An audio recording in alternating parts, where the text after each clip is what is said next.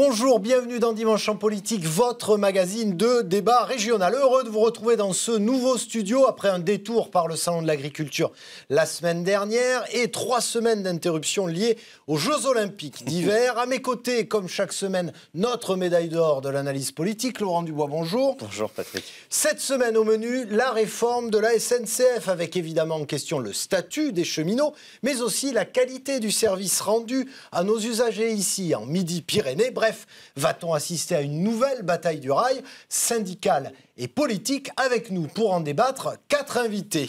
Christophe Mar, bonjour. Bonjour. Vous êtes le secrétaire régional de la CGT Cheminots en Midi-Pyrénées. Face à vous, Jean-René Cazeneuve, bonjour. Bonjour. Vous êtes député La République En Marche du Gers. Un autre syndicaliste autour de la table avec nous, Johan Bedel-Navarro, bonjour. Bonjour. Vous êtes secrétaire général adjoint de la CFDT Cheminots en Midi-Pyrénées. Enfin, l'expertise avec un économiste spécialiste des transports à la Toulouse School of Economics. Marc Ivaldi, bonjour à vous.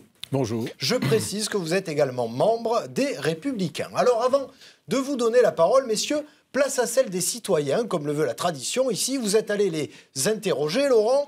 Comment jugent-ils d'abord le service actuel de la SNCF et que pensent-ils d'une éventuelle réforme? Quelle image vous avez de la SNCF? C'est une entreprise qui est bien gérée, qui fonctionne convenablement? Écoutez, je l'ai pris avant-hier. Je trouve ça un petit peu dommage parce qu'il y avait de nouveau 2 demi-heures de retard. Éventuellement, oui, des tarifs un peu plus intéressants. Parce qu'il faut toucher à la SNCF. Je pense pas que ça soit la première priorité. Je pense qu'il y a des choses plus importantes à traiter d'abord. Je pense qu'il doit y avoir des choses à changer, vraisemblablement. Je pense qu'il faut absolument aligner le public sur le privé parce que c'est pas possible qu'il y ait de l'injustice comme ça. La SNCF, c'est un service public, donc c'est important de le garder. Après, on essaie de la faire marcher un peu comme une entreprise privée et je pense qu'elle doit rester publique, là, vu le débat qui est en ce moment. Il faut réformer la SNCF. Bien sûr. Il est plus que temps. Pour lancer ce débat, un chiffre issu d'une enquête de satisfaction menée par la SNCF auprès de ses usagers l'été dernier. 81% des personnes interrogées voudraient voir prioriser la régularité des trains. Les retards, toujours les retards. Messieurs, comment évaluez-vous le service rendu ici, dans notre région, par la SNCF, région où un plan rail a été mis en place depuis plusieurs années déjà? Christophe Mar. C'est toujours compliqué d'évaluer le service public rendu, mais effectivement, nous, on juge qu'il est de moins en moins bon. Alors pourquoi? D'abord parce que depuis 12 ans, on a doublé le nombre de TER, ce qui est une très bonne chose, une orientation politique qui nous va bien. Mais par contre, on a diminué de 25% le nombre de cheminots sur la région. En fait, c'est simple. Plus il y a de cheminots, mieux on se porte. C'est pas plus il y a de cheminots, mieux on se porte, mais en tout cas, il faut qu'il y ait le bon nombre de cheminots pour faire le vrai service public qu'attendent les usagers. Et là, on n'est plus en mesure de le faire. Marc Ivaldi, vous avez la carte là, du réseau sous les yeux. Comment vous l'évaluez, vous, le service rendu, le maillage Le maillage, il n'y a pas de maillage. Il y a des trous dans la côte. Oui, il y a beaucoup. Je ne crois pas que tous les villages de la région sont reliés avec... Est-ce que c'est le but? Est-ce qu'il faudrait vraiment des trains partout? Exactement. D'abord, le vrai maillage, c'est la route, je le rappelle. Mais ce qui est intéressant, cette carte, elle est sur le site de la région Occitanie. Et je regarde 56 000 voyageurs par jour sur 543 trains. 56 000 voyageurs. Toulouse, c'est 700 000 habitants. Mettons que la moitié se déplace. Ça fait 300 000. Vous voyez, 56 000, c'est tout petit. Et 543 trains, ça fait 100 personnes dans chaque train. Ça fait 2 quarts. Il y a trop de trains et pas assez de passagers? Alors, je ne sais pas ce qu'on est en train de faire, effectivement. On met beaucoup d'argent. Les trains sont en retard. Johan Bedel-Navarro. Effectivement, on peut se poser la question de l'utilisation de tout cet argent public. Parce que je vous rappelle que dans un billet de train, vous ne payez que 40% en moyenne. Johan Bedel-Navarro. On ne peut pas tolérer en fait, de genre propos.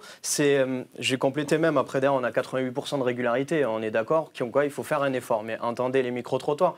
Les citoyens disent qu'aussi, ils veulent un service public. Raisonner de la façon que vous faites en parlant comme quoi il y a 543 trains, 56 000 sur 300 000 dans la région, dans la population, c'est pas ça le sens Mais logique. vous n'entendez quand même pas le message que ça peut être trop cher et mal calibré? Pourquoi trop cher? La question, elle est là. L'utilité sociale. La question, elle est que un usager TER, complétons, allons au fond un usager TER paye 30% de frais sur l'infrastructure. L'infrastructure, elle est quoi? Elle est en dette. C'est ça la dette finalement, c'est ça le sujet. Et qui fait que le prix augmente, le prix des péages. Est-ce que c'est ce type d'analyse que fait aussi le gouvernement actuellement? Je crois que Radio Trottoir était assez juste. Il disait que les Français sont très attachés au service public ferroviaire. Ils sont 4 millions à prendre le train. Donc ils sont très attachés. Et en même temps, ils constatent que c'est assez cher, que le billet coûte cher et que le service a plutôt tendance, et je suis d'accord avec vous, à se dégrader. Bon, ce qu'on sait aussi, c'est que l'endettement de la SNCF est colossal. 45 milliards d'euros. Oui, aux alentours de 50 milliards d'euros. Donc oui, le statu quo n'est pas possible. Il faut transformer. Alors, les Français sont également très remontés. Alors peut-être à défaut, on va en discuter, par rapport au statut des cheminots. Alors, selon un sondage réalisé les 28 février et 1er mars par Odoxa pour France TV Info et Le Figaro, 72% des Français seraient favorables à l'abandon du statut des cheminots. Une injustice, selon vous, Christophe Marc? Une mauvaise compréhension entre les Français et vous? Moi, je vais juste d'abord répondre à M. Cazenave en disant qu'effectivement, le statu quo ne convient à personne. La CGT, elle a lancé un programme, un contre-projet de réforme. Et venez dans les trains, monsieur, et vous verrez qu'il y a du monde dans les trains. Vous répondez à Marc Ivaldi. Justement, dans votre projet, et vous verrez qu'il y a du monde dans les trains et beaucoup de monde. Dans votre projet, il y a défendre et même renforcer le statut des cheminots. Alors notre projet, oui, mais le statut des cheminots n'est pas le problème de fonctionnement de la SNCF. Ça, c'est la fausse bonne idée que de vouloir dire que la SNCF n'arriverait pas à rendre le service public aux usagers à cause de son statut. Sauf que ça, c'est une erreur. Le statut des cheminots, c'est quoi? C'est tout simplement c'est la convention collective des cheminots qui règle comment les cheminots travaillent dans leur entreprise. C'est tout. Et ça, ni plus ni moins que dans les autres entreprises, oui, on a une convention collective. On va peut-être quand même aussi rappeler un chiffre. Dans les nouveaux entrants en la SNCF, 75% sont sous statut, mais il y a 25% en CDI. C'est déjà pas tout le monde qui est sous le même statut. On peut compléter même en région, sur notre région et dans des établissements, il y a déjà des embauches qu'on appelle au contractuel. Mais derrière, le statut, c'est pas le problème. C'est un équilibre entre des droits et des devoirs, en fait, pour faire du service public. C'est ni plus ni moins que ça. Et engendrer et faire comme on fait en ce moment, le gouvernement ou pas, dire le statut, c'est ça le problème, c'est ce qui fait que vous allez payer le train beaucoup plus cher. Si, c'est ce qui est dit dans le Facebook du gouvernement et même le Twitter. Même la ministre le dit. Mais exactement. Donc en fait, derrière, ça, nous faire passer en fait pour des privilégiés, comme quoi c'est à cause de ça que les trains arrivent en retard et à cause de ça que les prix sont chers. Non. Par contre, qu'est-ce qui fait que nous sommes en retard? Qu'est-ce qui fait qu'on n'est qu'à 88%? C'est l'infrastructure, c'est comme quoi c'est vieillissant. Et heureusement, pour revenir sur la région Occitanie, qu'on a eu des présidents et présidentes qui ont investi depuis des années. La région qui a été une des plus importantes de France. Exactement, mais c'est toujours pas assez. Et on doit aller encore plus loin. Aller plus loin, ça paraît quand même, il y a un problème. C'est qu'on a 50 milliards de dettes, et ce n'est pas simplement les 50 milliards de dettes, c'est que chaque année, on rajoute 3 milliards. Exactement. Et on ne peut pas dire qu'il n'y a pas d'argent public, parce que sur les 24 milliards que coûte le système ferroviaire français, 14 milliards, c'est de l'argent public. 60% des recettes de ce qui fait fonctionner le système ferroviaire français, c'est de l'argent public. Alors, on ne peut pas quand même dire qu'avec ces chiffres-là, les choses marchent. Est-ce que c'est le regard que vous portez également, Jean-René Cazeneuve? Personne ne dit La République En Marche du Gers. Personne ne dit que les problèmes perçus de la SNCF et les problèmes réels de la SNCF soient liés aux cheminots. La responsabilité de l'État est très importante ces dernières années. On a sous-investi largement également. Trop de TGV, pas assez de trains du quotidien. Le taux TGV, par exemple, au détriment de la mobilité de proximité, et on le voit sur toutes les villes qui entourent le Toulouse, on en parlera évidemment tout à l'heure. Donc il y a un vrai problème global. Sur le statut des cheminots, donc le plan de transformation du gouvernement, il touche tous les éléments. Il donne un avenir aux cheminots, il donne un avenir et il rassure, je crois, le contribuable sur ce que lui coûte aujourd'hui la SNCF. Il veut apporter des bénéfices aux usagers au travers de l'ouverture à la concurrence. Donc c'est un plan global qui ne stigmatise absolument pas les cheminots. Et puis pour terminer, il faut vraiment le dire, c'est que les cheminots gardent leur statut. Ce sont les nouveaux entrants à qui on dira, ben voilà, vous êtes comme tous les Français, vous bénéficiez du code du travail. Ce qui s'est passé pour la Poste à une époque. Je pense ou Orange ou... Oui. Je pense qu'il y a deux... Rapidement, pour conclure sur le constat, rapidement, parce qu'avant 30 ans, quand on rentre avant 30 ans à la SNCF, on rentre sous le statut. Après 30 ans, on peut rentrer sous un statut normal. Moi, je pense qu'il faudrait juste enlever ça.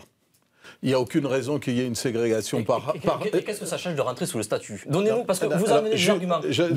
Justement. Parce que par exemple, le statut, c'est travailler le dimanche, la nuit, les jours fériés, beaucoup moins cher que le code du travail, par exemple. C'est notamment le statut.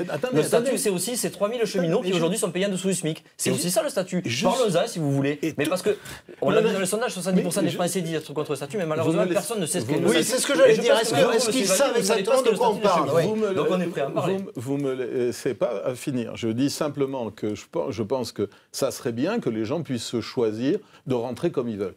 Maintenant, pour moi, le statut, c'est un poison, en fait.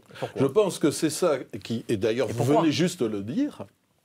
Parce qu'on veut absolument un service en permanence, etc. En fait, on impose des contraintes sur les travailleurs, sur les cheminots, qui font que les salaires ne vont pas augmenter. Messieurs, laissez-moi juste on n'aura pas le temps de parler des projets, des solutions éventuelles. Dans le futur, par exemple, tous les aiguillages en France vont être centralisés, ça va être des ordinateurs. On n'a plus besoin d'y aller mécaniquement, physiquement. Donc, on va changer la nature du travail. Et donc, nécessairement, je crois que... Moi, je ne suis pas tout à fait d'accord d'avoir annoncé il faut finir le statut. Je pense qu'il fallait proposer Joanne Bedel, une négociation. Pour conclure là-dessus en 30 secondes. Je vais revenir juste à ce que vous disiez aussi tout à l'heure sur le fait que l'État, en fait, il investit, que ça coûte, ainsi de suite. Sur 2 milliards d'euros qu'il y a eu d'investis de 2006 à 2015 dans la région Occitanie, c'était 86% d'investissement de la région et 14% de l'État. C'est pas la fonction d'État stratège, elle n'y est pas en fait. Là, il n'y a pas tout ça. Ça participe pas. Après, derrière, sur le fait que le statut, peut-être que pour vous, en fait, un train ne doit pas rouler le dimanche. Peut-être c'est ce que vous êtes en train de dire. Non, merci, messieurs. On a dressé en quelque sorte, j'allais dire, le constat de la situation. Avant de se projeter vers les pistes de réforme, 2 minutes d'arrêt, allais-je dire. Un reportage pour nous donner un exemple du train du quotidien et voir finalement comment est perçue une éventuelle réforme dans notre région. Petite escale donc dans notre débat, signé Luc Truffert et Thierry Villéger. Des trains cadencés toutes les 10 minutes, à la gare de Saint-Sulpice, c'est l'heure de pointe. Ces voyageurs font l'aller-retour tous les jours, ils habitent ici et travaillent à Toulouse. On a choisi d'habiter ici par rapport à la facilité d'accès aux villes que sont Toulouse et Albi. On est respectivement à 30 km, 30 minutes à peu près, de l'un et de l'autre par l'accès SNCF. Le train, pour vous, c'est pratique? Ouais, c'est hyper pratique, c'est moins onéreux et voilà. En train, c'est moins fatigant? En train, c'est moins fatigant, on est assis, après on peut lire, on peut faire des mots croisés, on peut faire ce qu'on veut, écouter de la musique, et voilà. C'est mieux que la voiture? C'est mieux que la voiture. Beaucoup donc s'installent pour le train dans cette commune située à une trentaine de kilomètres de Toulouse. Résultat, en 10 ans, 30% d'habitants supplémentaires. Pour le maire de Saint-Sulpice, le TER, c'est super. Le fait d'avoir plus de monde, du coup, dans la commune, permet également d'avoir beaucoup plus de recettes, beaucoup plus d'activités économiques. Ces recettes, aujourd'hui, nous reviennent directement dans les caisses de la mairie et peuvent nous permettre de déployer des projets d'investissement d'infrastructures. Le TER, un service public vital pour certaines communes. Mais le 26 février dernier, le Premier ministre annonce une privatisation possible des lignes secondaires. L'ouverture à la concurrence n'est une surprise pour personne. Elle a été décidée sous le précédent quinquennat. Elle existe déjà sur les liaisons internationales. Partout où elle a eu lieu chez nos voisins, elle a permis une hausse de la fréquentation et une amélioration des services. Cette réforme inquiète la région. C'est elle qui pilote et finance 70% du TER. L'Occitanie débourse 260 millions d'euros par an pour le train. Nous ne souhaitons pas privatiser et nous considérons que ce ne serait pas une bonne solution de privatiser les lignes secondaires. Le privé, justement, n'a pas un modèle économique suffisant sans les financements publics. Donc, si l'État se désengage stricto sensu, bien, ça veut dire des fermetures. Inquiétude aussi pour ce représentant d'associations d'usagers, car il reste de gros investissements à faire. la région doit vraiment faire un réel effort au niveau de la possibilité aux usagers de prendre le train, c'est-à-dire que les trains sont vraiment bondés. Donc la solution, ce serait quoi en fait? Donc la solution, ça serait pour fluidifier ce trafic là qui est vraiment compliqué pour les usagers, c'est d'augmenter la fréquence de passage des trains en doublant les voies. Pour l'Occitanie, le TER reste un enjeu stratégique majeur. L'année dernière, il a transporté plus de 20 millions de voyageurs.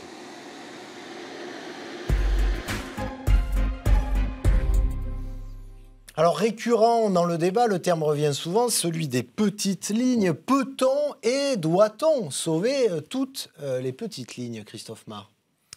Je dirais 1995. On l'entend souvent parler cette date. On s'en souvient surtout.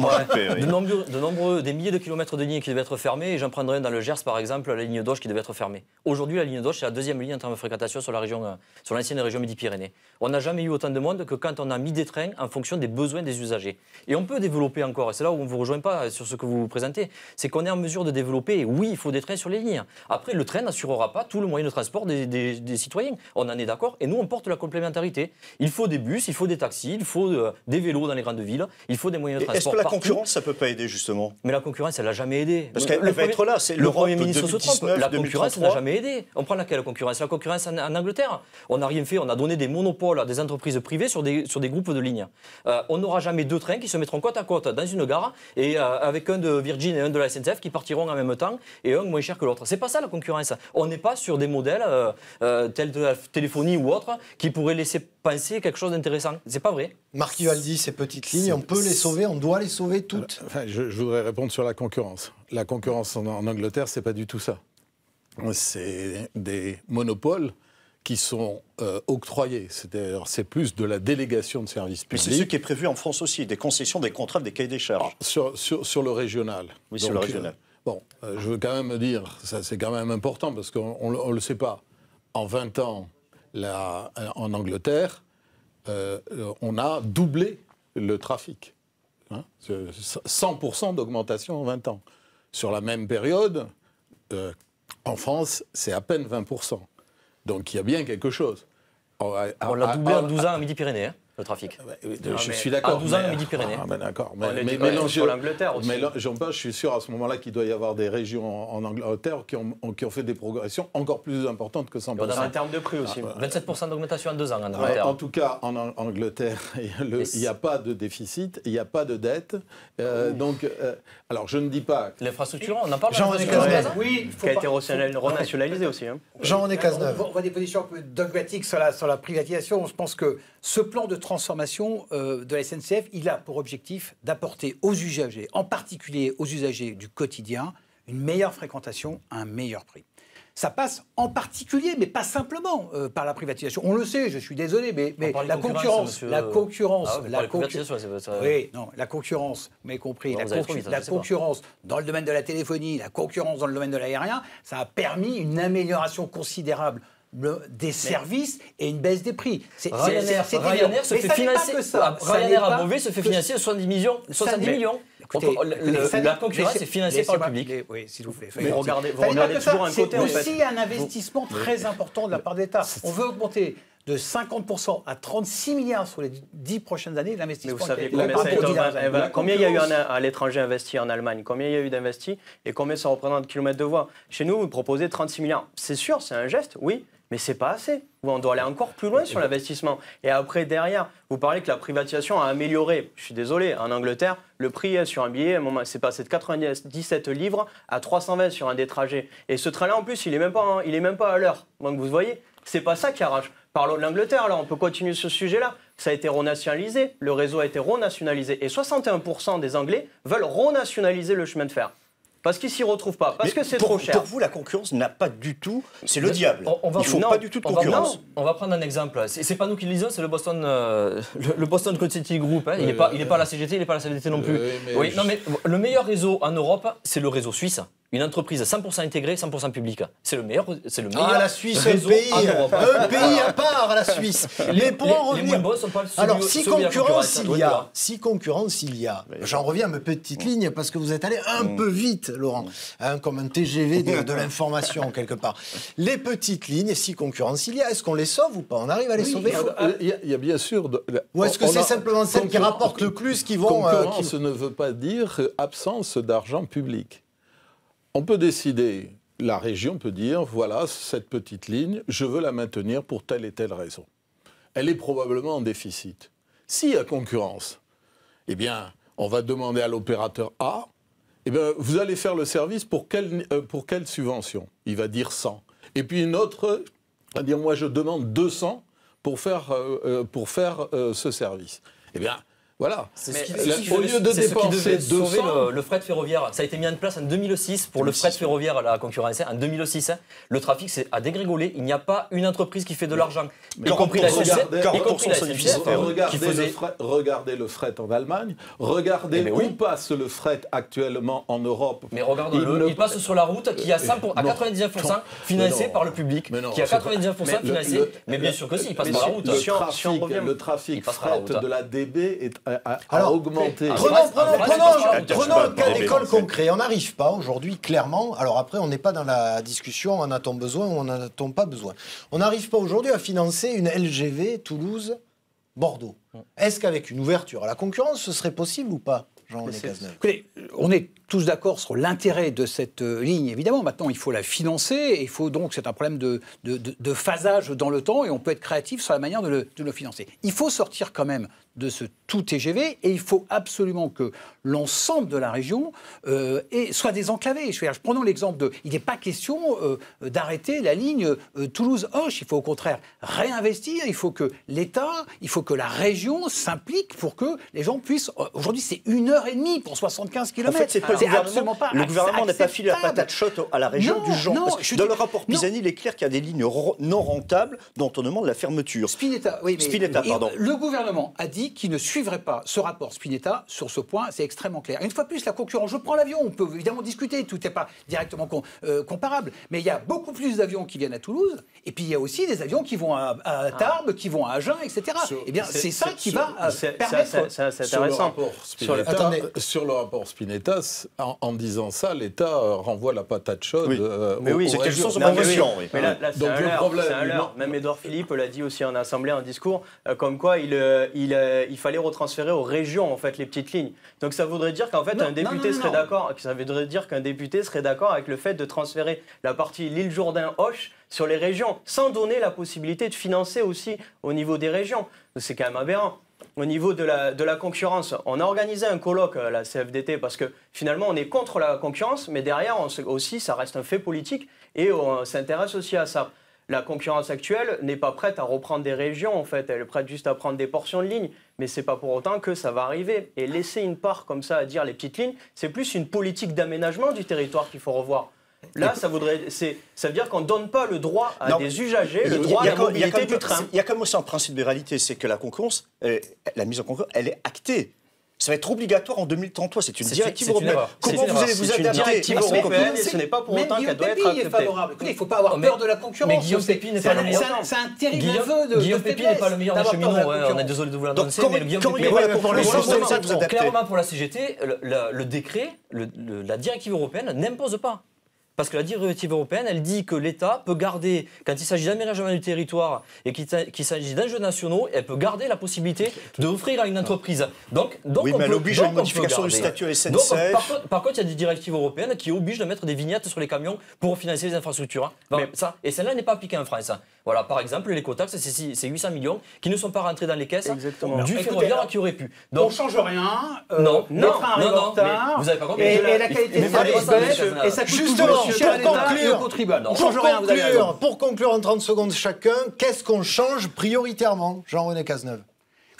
C'est un ensemble, je ne vais pas vous prendre un élément, et je pense que le mérite de ce plan très ambitieux, c'est à la fois que l'État va investir, l'État va donner à la SNCF de nouveaux moyens au niveau aussi d'une entité unifiée, l'État va aussi se donner de la souplesse avec un statut de cheminot qui va changer que pour les gens qui rentrent, et elle va ouvrir à la concurrence. Donc, un ensemble d'éléments qui vont permettre d'apporter aux usagers un meilleur service au meilleur coût. Joanne Benel-Navarro, qu'est-ce qu'on doit changer pour que ça marche mieux? Qu'il y ait des choses à changer, ça oui. Par contre, derrière, c'est encore une fois ne pas aller au bout des choses. Là, vous voulez réformer le transport ferroviaire, puis finalement pas que la SNCF, puisqu'on s'attarde sur la SNCF, mais c'est le transport ferroviaire. Et vous nous dites comme quoi on va modifier le statut, mais on ne parle pas de cette dette-là. On dit comme quoi, évasivement, on va la reprendre, mais on ne sait pas auquel montant et comment est-ce qu'on va la reprendre. Comment elle sera financée? Les concertations commencent, il y a 2 mois de concertation. Et derrière, après, il y a un débat parlementaire qui va être très long. Voilà, justement, les concertations. Le gouvernement est arc-bouté, en fait, ne veut pas vraiment concerter. C'est je discute, vous discutez, mais je décide à la fin. Ce n'est pas ça. Avec un comportement comme ça, monsieur, c'est vous qui prenez en otage les Français, les usagers. Marc Ivaldi, allez, qu'est-ce qu'il faudrait changer prioritairement pour que ça marche mieux d'après vous? Moi, je pense que ça va passer essentiellement par la mise en place de la concurrence pour le service régional. C'est la clé du problème. C'est pas la concurrence sur le TGV, c'est pas sur... En France et en Allemagne, ils ont commencé par ça. Les coûts ont baissé, sont plus de la moitié inférieurs à ceux de la France, et le réseau ferroviaire régional se développe. Donc mise en concurrence sur le réseau régional. Et je pense que dans cette concurrence, la SNCF a toutes les chances de gagner parce que justement, ils ont de très bons cheminots et que donc il ne faut pas avoir peur de la concurrence. Allez, le mot de la fin pour le cheminot, justement, qu'est-ce qu'on change prioritairement, Christophe Marc? Pour la CGT, il y a clairement besoin de revenir à une vraie entreprise unifiée qui a les moyens de fonctionner de A à Z. On a découpé l'entreprise, la réforme de 2016, elle a saucissonné l'entreprise SNCF et aujourd'hui on n'a plus les moyens de faire. Donc il faut revenir dessus, il faut réunifier, il faut reprendre la dette qui est une dette d'État parce qu'effectivement on a tout supporté à la seule SNCF et c'était pas à nous de le faire parce que c'est des infrastructures. Je suis désolé, je paye pour les hôpitaux, je paye pour l'école et c'est normal et tous les Français doivent payer pour le train parce que ça fait partie de tout le monde et on doit donner les moyens et avoir un véritable débat. Les auditions au ministère, c'est pas des débats. Bon, écoutez, nous on a essayé d'en avoir un, en tout cas, ça n'a pas déraillé d'ailleurs. Merci à vous 4 d'avoir accepté ce débat. Un débat qui se poursuit, vous le savez, sur notre blog, le blog politique. La semaine prochaine, nouvelle émission, toujours nouveau décor et nouveau débat. On vous parlera de l'Europe, une Europe vivement critiquée ces temps-ci, notamment par nos agriculteurs, mais une Europe pour laquelle les élections se préparent dans les états-majors des partis. Alors l'Europe, vue de région, ça ressemble à quoi? Réponse la semaine prochaine, ici même. D'ici là, passez une bonne fin de week-end sur France 3 Midi Pyrénées.